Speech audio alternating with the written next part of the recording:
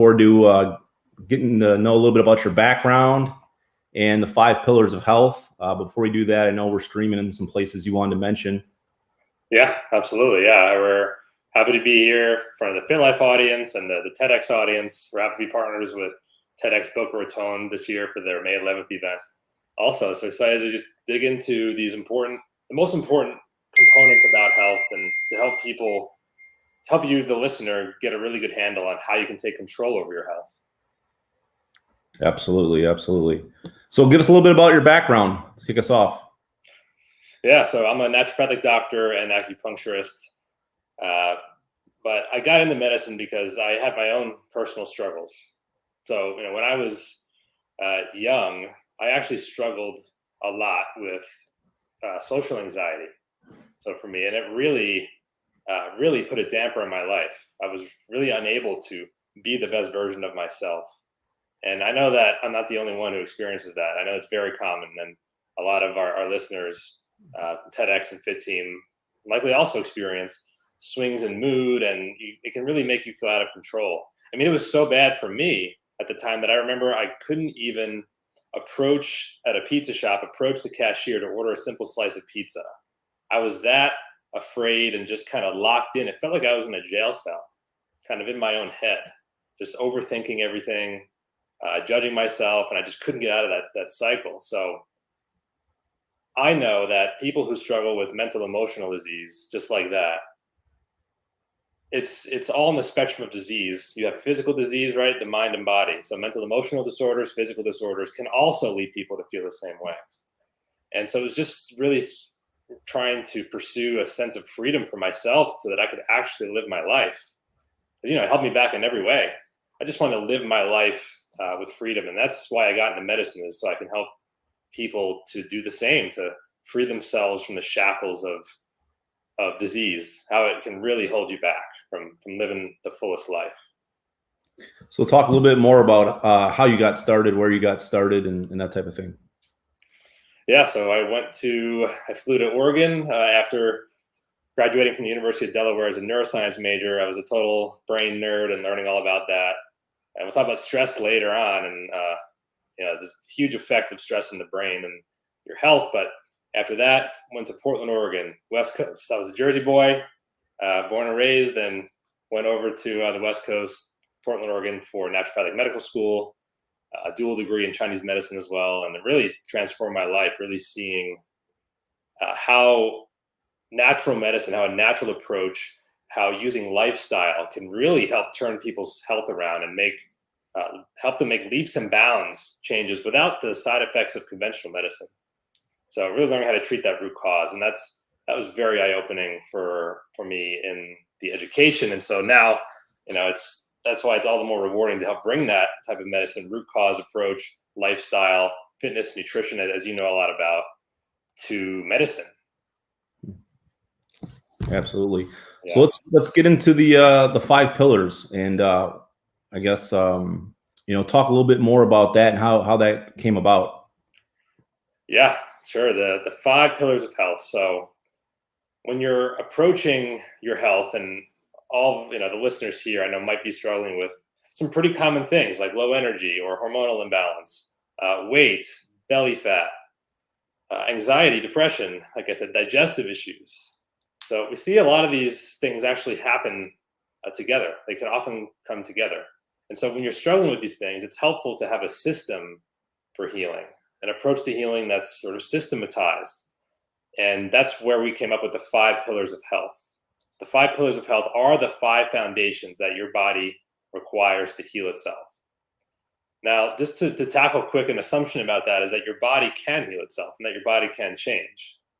And a couple obvious examples of that are, one, fitness. I'm sure I know you see a lot with all your Fit Team clients, that when someone puts their nose to the grindstone and really goes all in on a good nutrition plan and fitness, that your body and your mind transform, right? So that's an obvious example. Another example is a scrape on your arm. Imagine that you get a scrape on your forearm, you walk by a thorny rose and prick your forearm, there's some bleeding. What happens over the next few minutes? The blood starts to clot. Over the next few days, or you have a scab form, right? And underneath, the skin's repairing itself, and over time, the skin has totally healed over. Maybe you have a scar, but did you need to direct your body to do that? No, it was automatic. So the body does have this intelligent healing capacity, always moving toward balance. We just have to help it along the way. And so the 5 pillars of health are how we do that. The 5 pillars of health are 1, nutrition, 2, detox, 3, energy balance, 4, hormones, and 5, mentorship. So I'll go through each of those one by one and give you a sense for why they're so important. Okay, so the first one is nutrition. Nutrition is, food is fuel. Food can be medicine, or it can also be poison. It can also take away from your health. And so, when we talk about nutrition, there's no one size fits all diet. You really need to find what's going to work for each person. In general, there are some themes, right? Getting enough protein, enough good fat, because hormones are actually produced, testosterone and estrogen are produced from fat.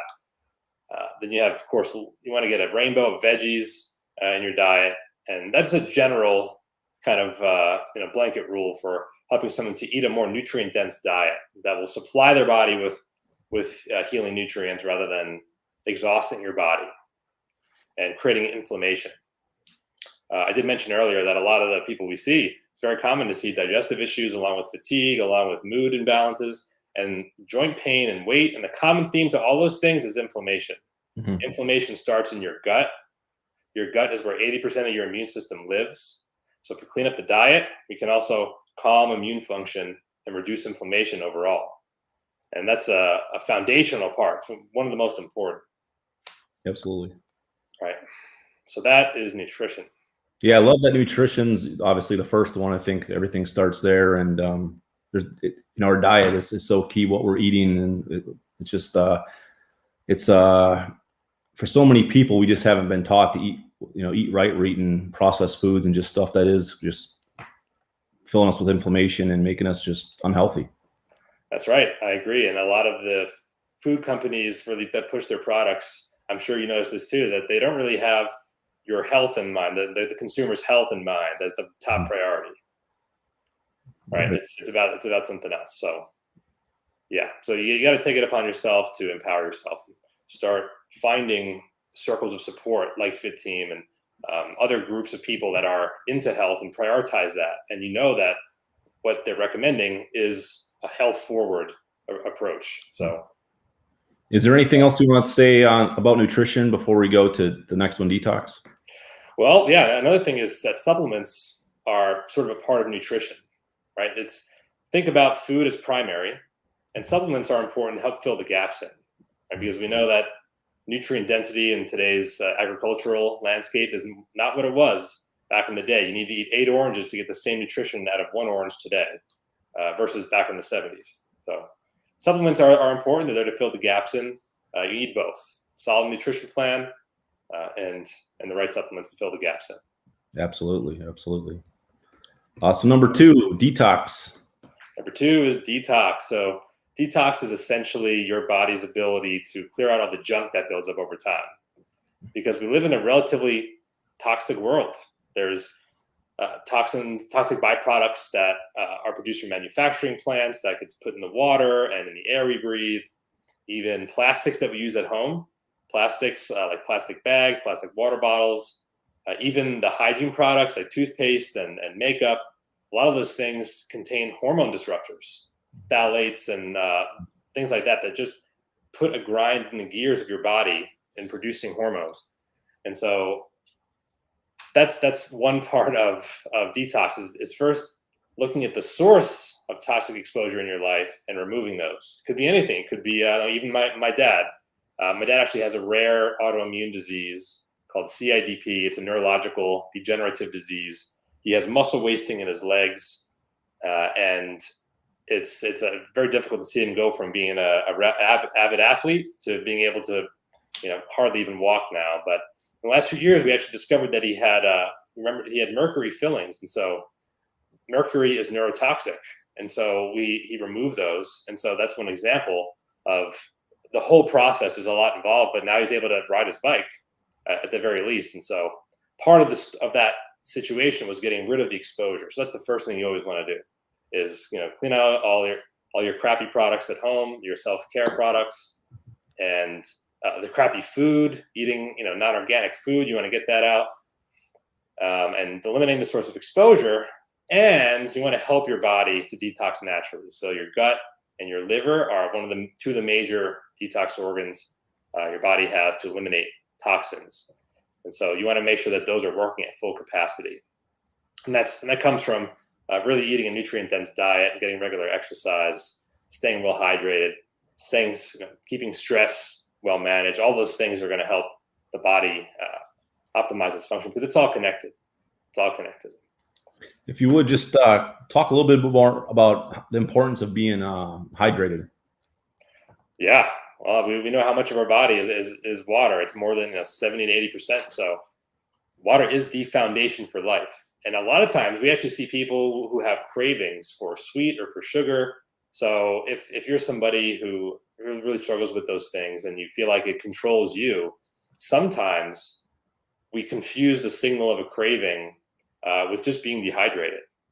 And so just not drinking enough water can lead you to feel kind of anxious and tense, like you need something sweet, but really you might just need a glass of water. So in those cases, we recommend that you just make a good habit, first of all, of staying hydrated every day. And if your craving comes up, to first just take a big deep breath and a glass of water, see how you feel. Another interesting thing about that is, how do you know when you're hydrated? Well, one of the best ways to know is not just looking at, drink half your body weight in ounces of water per day. That's one way, but another way to tell is by really noticing the color of your urine, because your kidneys, you want to pay attention and trust your body in knowing how much water it needs. Your kidneys will filter out any extra water it doesn't need that you drank, and that will make your urine turn more of a clear color. Clear yellow is what you're after. So that's a little, an easy tip for knowing whether you're hydrated enough. Right. Anything else on detox before we go to the next one? Yeah, I'd say one more thing is you got to detox your mind and not just your body. When Dr. Krista comes in here next, so you guys will get into that. Great. Well, after nutrition and detox, that's going to lead to obviously better energy. So look forward to discussing that. That's right. Yeah. So energy balance is that third pillar. And that just refers to the health of your nervous system overall. And that's affected by a few different things. One is exercise. So it's, exercise is kind of a use it or lose it type of thing. The more you use it, the more your body produces muscle tissue, burns fat. Muscle tissue carries more mitochondria per cell than other types of cells. And those mitochondria are the energy producing factories of your body. So the more of that, the more lean mass that you have in your body. It doesn't mean you need to be big and bulky, but just functional, and you look good, then you feel good. It boosts your confidence, and that's all part of your overall wellness. That affects your brain, your hormones, really that confidence and knowing and feeling highly capable physically. Mm-hmm. And that's something that a lot of people are missing in their lives. What it feels like to feel strong and feel capable. So that's the fitness piece of regulating your energy, and that also then helps you get a good night's sleep. Sleep being another part of that regulates your energy. I know we all know what it feels like to get a poor night's sleep and feel like a zombie the next day, and it affects your decision making and your ability to focus, and you just aren't fully there. You can't be productive, fully present. So getting good sleep is crucial to recharge your nervous system. Right? During the day is kind of it's like yin and yang in Chinese medicine. Okay, you have the yang is higher energy, and it's daytime, it's light, while the yin is lower energy and dark and nighttime. So it's just opposites, it's polar opposites, but those need to play together to create a unified whole, like the yin and yang symbol. So you want a lot of activity during the day. You get that good boost of exercise, especially in the morning when you have spike of highest cortisol and thyroid hormones and testosterone in the morning. And then by the evening, your energy will sort of be drained and ready for a good night's sleep. So that's exercise for regulating energy. Good sleep regulates your energy. And then stress is another big one that we'll dive into here soon. Let's jump back to fitness and being active. I once heard something recently, maybe a few months back, that an hour of exercise will add 2 years. Hour of exercise will add 2 hours on your life. I don't know if that's true or not, but obviously we know exercise and fitness is important. So many people are probably watching this, and maybe they're not active in that, or they're not exercising at all on a daily basis, or maybe just at all. What advice do you have for them to get started? Yeah, I'd say it's important for you to think about the compounding benefits of exercise. So if you just start with doing 1% more than you're doing today, that's an incredible amount of progress when you add that up over the long term. Mm-hmm. So if right now you're a person who's just totally sedentary, you're just at your work desk all day and you're too busy, can't get out of the house, just making time for getting outside for a 5-minute walk, just 5 minutes, right? Go outside, walk a few minutes, turn around, come back, and then do that every day. Just take 5 minutes, okay? Then you step it up after a week and you go to 10 minutes and the 20 minutes. Then you add in some body weight exercises, some yoga at home, look up a YouTube video. Just slowly inch yourself, because the power of compounding benefits far exceeds any other approach to health. It's making these habits feel like they're as normal as brushing your teeth. And then one day, you don't have to start right from the beginning of thinking, oh, I need to just go to the gym and do an hour workout with all these different body splits and this part of my body and these many sets. That's too much. Okay, just start with some things, take action, and over time you can start to build in more strategy, build in more support. Find a circle to support yourself, like Fit Team. Find a personal trainer. Find friends who are going to keep building you up, because your social circle is also going to continue help you keep the momentum you need to stick it through over the long term. Mm-hmm. Great, absolutely spot on. Anything's better than nothing, but get started and keep improving on that. That's right. Sleep. So some people that are just irregular sleep patterns, sleeping short periods of time or too much. What advice or what tips do you have for them? Yeah, so sleep hygiene habits. Sleep hygiene are the best practices for helping create an environment and a situation that encourages sleep. So a few of these things that are pretty simple are: one, don't eat before bed. At least give yourself a 2-hour window at least before bed, eating your last meal.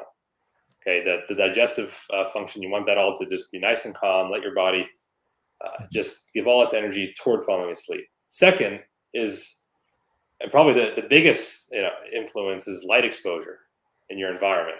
So you want to imagine like you're out, kind of living in the caveman days. There were no light, no electricity. And so when the sun went down, the sun went down. And that lack of sunlight triggers your brain to start a hormonal cascade that is the sleep onset process. So melatonin release. But when we're in these artificial environments, light is always being thrown at our eyes. And so our brains constantly think it's time to be awake. And so you want to really dim the lights. You want to also find lights in your environment that are more red spectrum versus blue spectrum. And so you'll notice this when you start paying attention to the lights in your environment, in your home, at the office, when you go to the grocery store. You'll start to notice that some lights have a more warm yellow incandescent color, and other lights have a more bright white fluorescent kind of you need to look away type of feel to them. So you want more of the red, the yellow warm spectrum lighting. That's more natural for your eyes. It's not as stimulating for your brain. So those are two of the easy things that you can do to, if you're someone who has trouble with sleep onset, to stay asleep, to really fall asleep, and hopefully that'll help you stay asleep. That's great. Anything else on energy before we move on? I'll go with energy. Let's move on to hormones. All right, let's do it. Yeah, so hormones are, there are over 300 hormones in the body, and they are responsible for nearly every important function. It's libido, it's energy supply, it's fat burning and muscle building, your concentration, your body temperature regulation for someone who tends more to run warm or cold.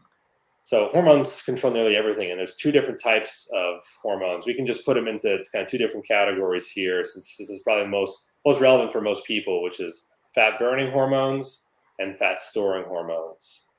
So the fat storing hormones are things like cortisol.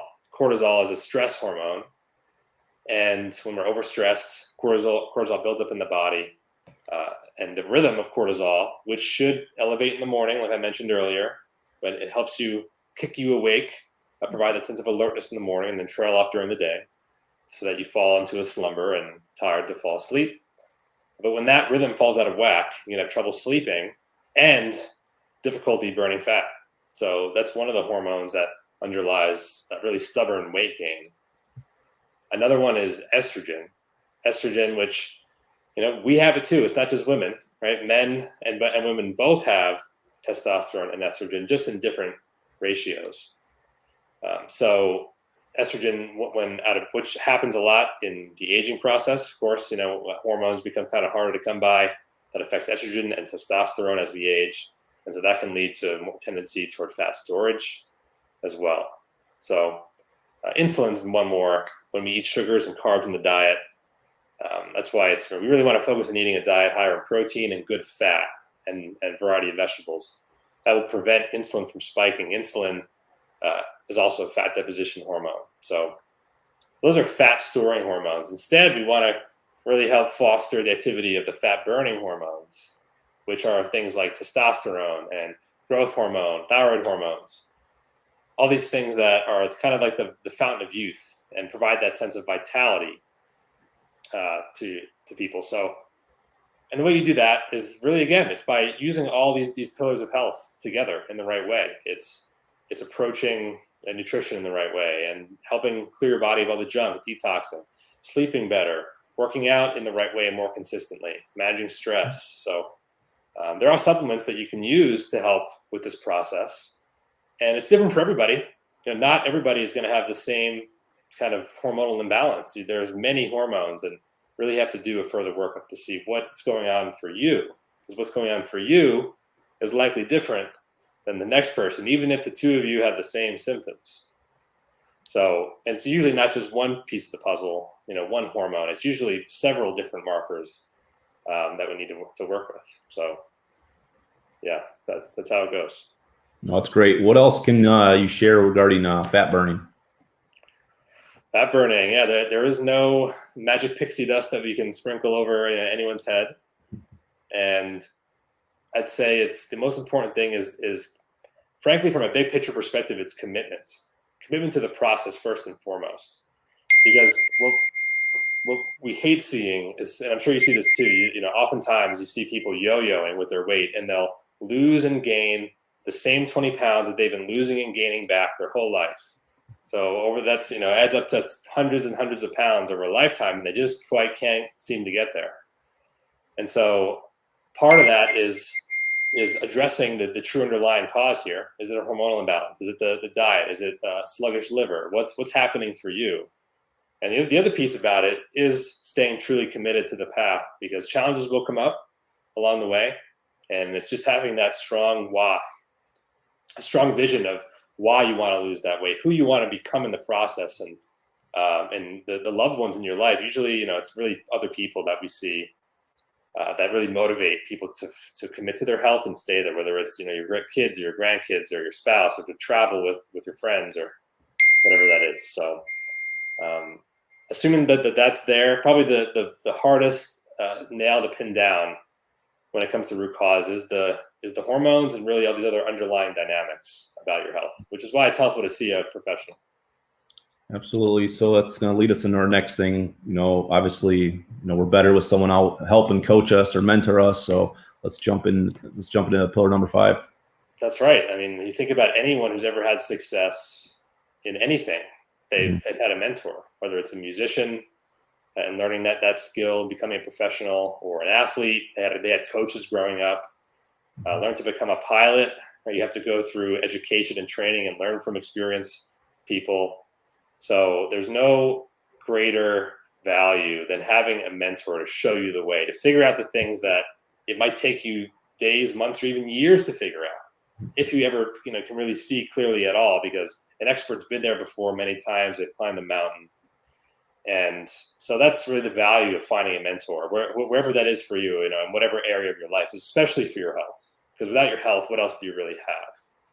Right.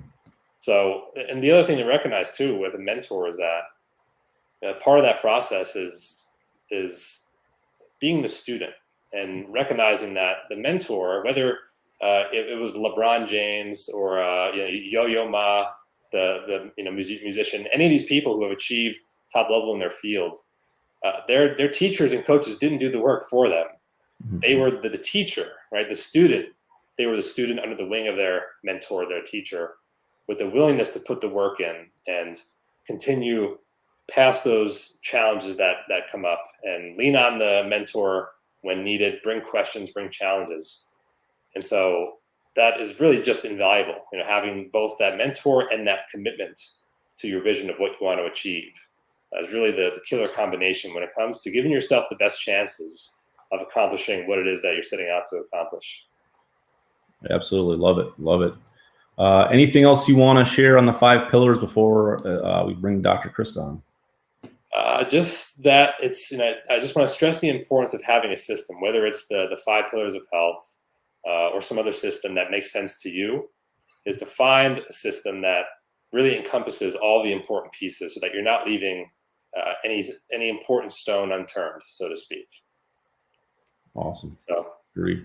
Thank you, Chris. Thanks so much for your time. All right. I'm going to get Krista on here in a moment, and we'll dive into some talk about stress. So thank you. Thank you.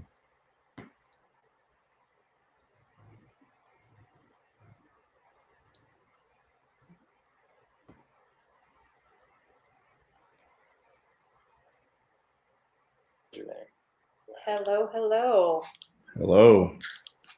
Good to see you, Chris. Good to see you. How's your day going? It is going. That's what I can say, but that's good sometimes. Great, great. Well, Dr. Krista, I'd love to have you just tell everyone where you're from, a little background about yourself before we talk about stress. For sure. So I'm Dr. Krista with Live Wellness, and I actually grew up in the mountains of California in a very small town, but I grew up in a community of kind of like-minded people. Some people may know of Waldorf schools. So I grew up going to a Waldorf school, and Waldorf schools are very focused on experiential learning and the environment, and learning about plants and gardening, all of these things. So I think that was kind of innately in me as I grew up. And then I actually went through my own health struggles. So I was diagnosed with something called PCOS, which is polycystic ovarian syndrome, when I was a teenager. And I really struggled with my health. I struggled with gaining weight and acne and hair growth in places people do not want hair growth. But ultimately, it really affected my confidence and my self-esteem, which I think health, when it's not so great, does that for most people. And so it started to kind of isolate me. When I went to college, I wouldn't really socialize. I kind of holed up in my dorm room, and I didn't feel good, even though I was put on medications to supposedly balance my hormones. And I took those medications every day, but I actually started to have side effects. I was getting headaches. I couldn't sleep. I was gaining even more weight, which was the opposite of what I wanted. And so eventually I figured out that there had to be a different way. There had to be something else that I could do to better my health and not feel so discouraged and frustrated with not getting the answers I wanted, or doing everything that my doctors told me to do, but not feeling any better. And I know there's so many people out there who feel that way. And so that's why ultimately I went to naturopathic medical school, because I myself found a naturopath and I was able to get off all of my medications and my symptoms went away. One of the other things I was told was that I wouldn't be able to have children without interventions. And I actually have a 1-year-old now, and that was all done naturally, no interventions needed. So I realized I needed to go to naturopathic medical school so that I could learn all of this information to help all those people who feel the way I did, because I do not want anyone to ever feel discouraged or out of control of their own health, or like there's no answer for them, because we can all heal. We just have to put in the work. We have to help our bodies remove the obstacles. And like Dr. Adam talked about, a lot of that has to do with those pillars of health. Absolutely. Do you want to touch on the 5 before we get into stress? Yeah. So again, the 5 pillars: nutrition, detoxification, energy balance, which includes stress, but also sleep and exercise, hormones. Balancing your hormones is key. I feel like a lot of people miss that component when they try to get healthy. They work on nutrition, they work on working out, but they don't touch on hormones, which also includes things like stress, which we'll talk about. And then, of course, the last pillar is that mentorship piece, because you really need someone to help you apply the knowledge you're learning, right? They say knowledge is power, but to us, if you're not putting that into action, then it's not really worth anything, right? Applied knowledge. Yes, exactly. So I know that it is National Stress Awareness Month. So I really think that we should dive into that specific piece of the pillar, particularly because I know a lot of people are dealing with stress, and there's actually different kinds of stress. So I want to preface by saying that, because a lot of people will come into our clinic and they'll say, oh, yeah, I'm not really that stressed. I'm retired, things are good, or whatever it may be, right? But there are 3 different types of stress. So the first one is actually physical stress. So physical stress is when, for example, you get into a car accident or you have an injury, right? Those are physical stresses to the body. But so is carrying extra weight. Right? If you think about that, like, for example, my 1-year-old who I mentioned, he weighs 25 pounds at this point. For me to carry him every single day, all the time, is a big stress to my body. Like, I start to feel it in my back and my feet hurt and all of these things. But a lot of us are carrying that extra weight every single day, and we're not really paying attention to that. We just know we might not feel as good as we used to. So that's physical stress. So that might be one thing going on. Inflammation is another physical stress if your gut is inflamed, for example. And a lot of that comes from the second type of stress, which is chemical stress. And I know that Dr. Adam mentioned a lot of different chemical stresses on the body. So, the air we're breathing, the food we're eating, the water we're drinking, potentially EMS or light pollution. Those things can be toxins, but so can medications, right? Those are innately chemicals that affect our bodies in many different ways, right? No drug has one effect only. It's doing a lot of different things, and our liver, for example, has to process that each and every day. So these are all chemical stresses. And then the third type of stress is, of course, mental emotional stress. So yes, we can't necessarily control who our family is, right? Or who our boss is. Those stresses come, but we have to have the right tools in place to be able to control how we respond to stress, because we want to make sure that it's not affecting our physiology, because when it does, that's when inflammation occurs. And I know Dr. Adam talked about, cortisol, that's our stress hormone, that will create more inflammation in the body, and it will also make you gain more weight around your middle, which creates another type of stress, that weight stress, right? So it's kind of a domino effect as it goes along. So those are the 3 types. So give us some obviously the pillars, but give us some tips on what we can do to obviously reduce, the physical, the inflammation, the mental stress in our life. Yeah. So starting with physical, since I mentioned that one first, tough to avoid things like accidents, right? Because they are accidents. But if you get injured, you really want to make sure you're doing all the things you can to decrease inflammation in the body, because that's the number one thing that prevents you from healing and recovering. If you do get injured, there is research now that shows being out in nature, or even having a plant in your home, or even having a picture of a plant or nature actually speeds up healing, which is really remarkable research, but it has to do with the phytochemicals that plants release. Our body actually needs some of those things to be able to heal. So that's one random thing you can do. But even things like being outside, getting sunshine, that vitamin D helps affect our immune system, and our immune system is responsible for healing our body, right? So that's an important piece. Other thing would be, of course, hydration. I know Dr. Adam talked about. Other things, hot and cold therapy, especially if you have some kind of muscle injury or strain, that can really speed up healing, because inflammation is heat and water combined. So sometimes you have to help mitigate that with hot and cold, things like cold laser therapy. So these are all, in the injury realm. For things like weight, the biggest thing is getting that inflammation down, which oftentimes stems from our gut, because our gut is where our immune system is housed. 80% of our gut, 80% of our immune system is in our gut. So if we want to work on our immune system to get inflammation down, we have to be paying attention to what's going on in our gut. And I feel like so many people just ignore the fact that they're bloating every day, or they have indigestion, or maybe they're not having a bowel movement every day and they just feel like that's normal for them. Those are all signs that something is off in the gut, and thus your immune system is going to be off, but also your hormones are going to be off, because your hormones are made in the gut as well.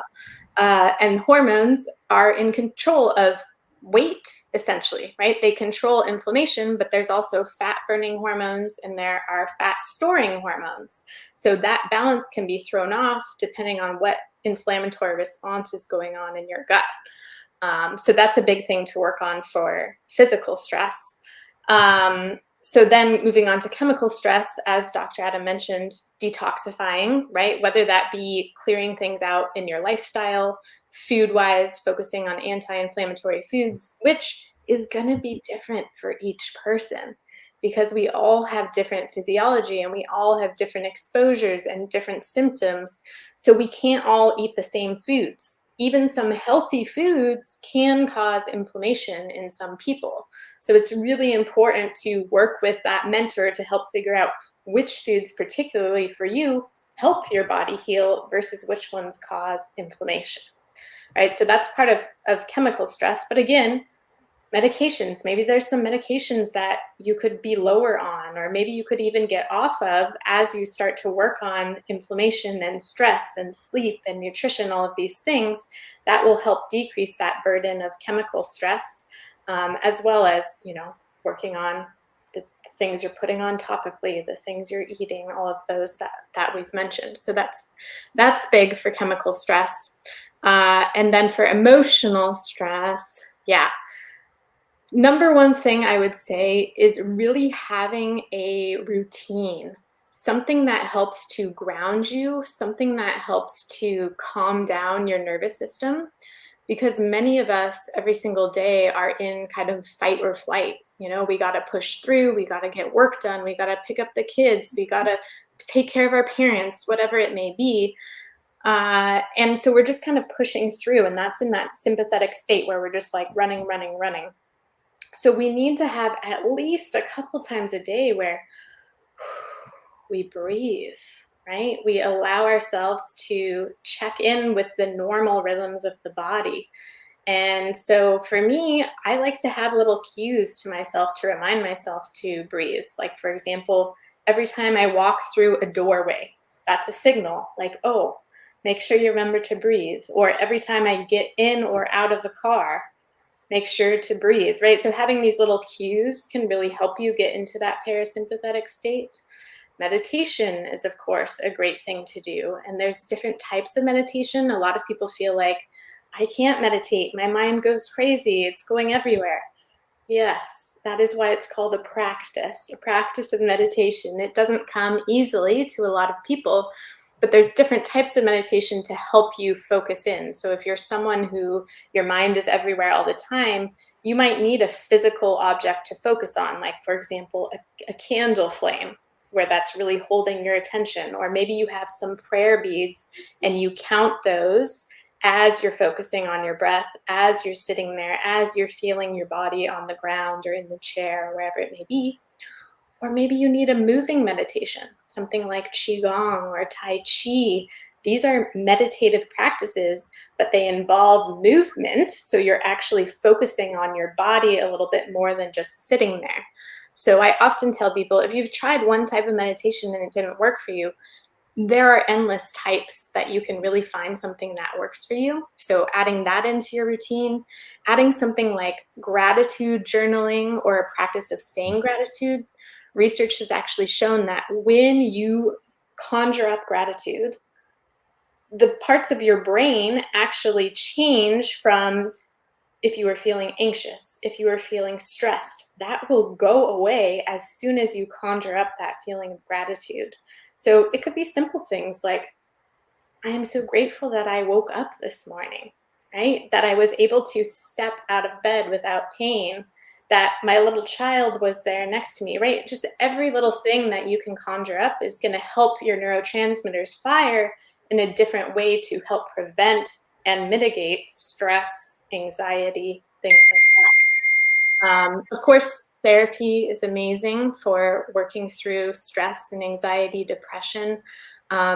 Again, combating inflammation. When you have inflammation in your gut, it creates inflammation in your brain. And that's going to affect your neurotransmitter balance because, again, neurotransmitters are also made in the gut. So the more you work on that inflammation and that gut health, the stronger everything in your body is going to be, including resilience. So that was a lot of things. No, that's great. Routine. Love that. Have a routine. And you mentioned so many great things. Breathing, meditation, gratitude journaling, therapy. All those things are great. Any last words on stress? And then I'd love to for you to share where people can find you. Yeah, I think, what people need to be aware of is that you can't just ignore stress, right? A lot of us just think we can push through, we can hold it in, we can just not deal with it because we have to live our lives, we have to keep going. But ultimately, that affects our whole physiology, our whole body systems. Stress makes your immune system less responsive. If there's inflammation going on, you can't respond to viruses, bacteria, things as well. So you may end up sick more often. It affects our cardiovascular system, right? So we don't want to make ourselves prone to more cardiovascular risk. It affects our hormones, right? Having that cortisol up, that imbalance makes us gain weight. It affects so many different things. Again, even if it's not mental emotional stress, even if it's a different type of stress, you still have to be paying attention to that because ultimately we have to be proactive. We have to prevent as much as possible because unfortunately in this country especially, our health outcomes are just becoming worse and worse and worse. Mm-hmm. And a lot of that is because we only react once something occurs. We're not working on preventing it. So that's where things like that routine or working with a therapist, getting outside more often, exercising. Oh, that's a big thing I should say too, is there are good stresses and there are bad stresses. So I just want to say that too, because not all stress is bad. It's actually important to have some stress in your life, which we call eustress. Eustress is when you're doing something maybe a little uncomfortable for your body or even your psyche, and it helps you grow, right? If you think of someone who is very afraid of heights, but every day they climb one more stair, they get a little bit further, they start to teach themselves that they're safe, that they can make it, that they can overcome. And that's growth, that's personal development. The same is true with exercise, right? That's technically a stress on your body, but that stress on your muscles, on your cardiovascular system is actually helping it grow, helping it develop more. If you get a cold, that is a stress on your immune system. But again, that is helping it grow. If you never get colds, like not even one a year, that's actually a bad sign for your immune system. It needs to be learning as it goes along. So good stress and bad stress, important to have some uncomfortability in your life to help you grow, develop, become a better person. Okay, Good stuff. I like it. Great stuff. So where can we find you? You can find us a lot of different avenues. Our website is livewellness.health, so not .com, but .health. And on Instagram and Facebook, our handles are live.wellness.health. So those are great places to reach out. And, we're always happy to chat with people, have free 15-minute conversations. What we do a lot of is create lifestyle programs for people, because again, all of these things have to be addressed. All of those pillars, if you want to see change in your body, if you want to feel better, if you want to be optimized, you can't just focus on one thing, right? You can't just focus on nutrition. You can't just focus on detoxing. You have to be doing all the things together. So sometimes you need help in establishing that correct system for you, because again, that's going to be different for every person depending on your life and your lifestyle. Absolutely. Thank you so much for your time today. No problem, Chris. It's been lovely. And I know that you're out there working on all of these things as well and supporting many, many people feel better, get inflammation down, eat in the right way, work out. So I'm so glad that we're on this mission together, because the more lives change, the better, right? We want to end this needless suffering and this endless stress that people are going through. So thank you so much for your work as well, and bringing awareness to National Stress Month also. Thank you.